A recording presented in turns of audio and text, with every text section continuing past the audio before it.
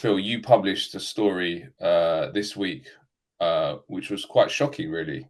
Not only for what it was, but also that it hasn't been reported, and that is that the Prime Minister of Britain's family has financial interests in companies which are linked to Israel. Can you just talk about what the specifics of that story are? Yes, so I think it's quite well known that Rishi Sunak is married to the daughter of an Indian billionaire who founded a tech company called Infosys.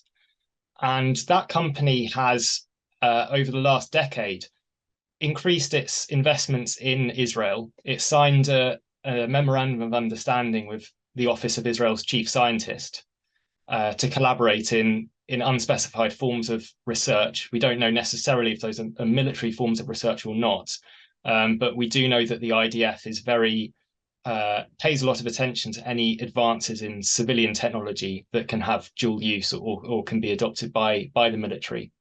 And not only did it sign this MOU, it's also been buying subsidiaries in Israel, including one called Panaya, which is another tech firm. And they've recently appointed as their vice president of research and development someone who served for many years in an Israeli special forces unit it makes technological gadgets effectively for Israel special forces.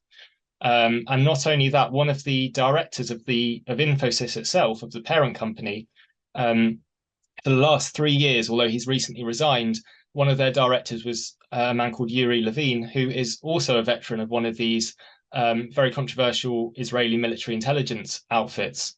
So, and the link to Sunak and his family is that his wife has a very lucrative shareholding in the company. I think over £10 million in dividends she earned from it last year. Now, the stake in Israel is only a small part of it, but it is still a part of it. And her father also has a similar shareholding, and he was actually chairman of the board during some points during the last 10 years, although I think he has now retired but retains his shareholding. And I think, there's been no outcry over this. Like I say, we can't be 100% sure whether these investments are linked to the Israeli military, but we do know that the company has appointed veterans of very secretive Israeli military intelligence units to senior positions. And we just have to imagine what the scenario would be or what the reaction would be if these weren't Israeli military intelligence people, but if they were Russian or Chinese military intelligence veterans. I'm sure that there would be a huge outcry in that scenario, or at least a call for more transparency. Obviously, we contacted Rishi Sunak and Infosys for comment before publishing the piece, and neither of them responded. But I think you would see a lot more pressure if these people were members of a state that was hostile or seen as hostile to the UK. But because Israel is such a close ally, even though it illegally occupies Palestine and parts of Syria, the Golan Heights, which the UK regards as illegal under international law, it seems to turn a blind eye, and there's a double standard, and that these kind of relationships are just given a pass. I mean, personally, I never found the kind of Russiagate type stories about linking Boris Johnson or vote leave to certain Russians. I never found them particularly convincing or compelling myself. I think some of these stories where someone linked to someone linked to someone can become a bit tenuous.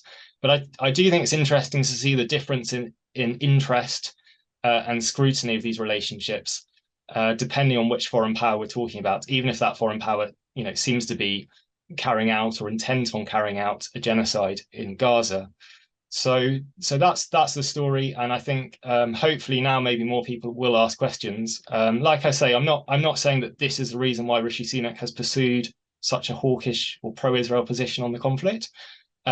But I'm sure, when his family's investments in Infosys did cause controversy was when the company was still working out of Russia at a time when Sunak was calling for British businesses to pull out of Russia. I mean, of course, there's an obvious double standard there.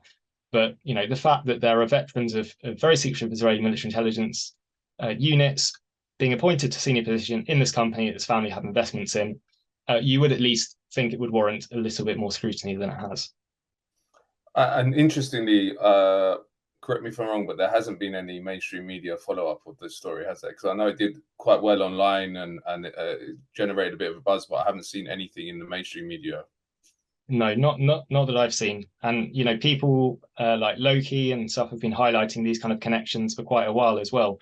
I'm not saying I really uncovered anything new here, but it's just the information's there. It's not that hard to find, and like I say, if it was a different foreign power, I'm sure there'd be a lot more concern about it. Yeah, I mean, I agree. I think that, like you're saying, the stories about foreign influence in Britain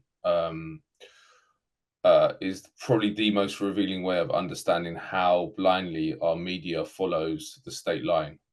Because they just, when they're told, okay, Russia's the official enemy, and go and find anything that links anyone in the political class with Russia, they just do it for years, and as you say, find very little usually. But when there's like really important stories like the one you did, which really have big implications, I think, or at least there should be questions answered. They're just completely absent because the state is not in the state's interest. And obviously, the media, we're told the media is meant to be the check on the state, not an accessory to it. But it's very revealing. I think also it's very revealing that you mentioned that you contacted Rishi Sunak's office and they just don't feel they need to respond, which is amazing because, as you say, this doesn't prove anything that his decision making is being influenced by this, but these are questions that a democratic system and a prime minister in a democratic system should answer and feel the need to answer. But again, just batted away.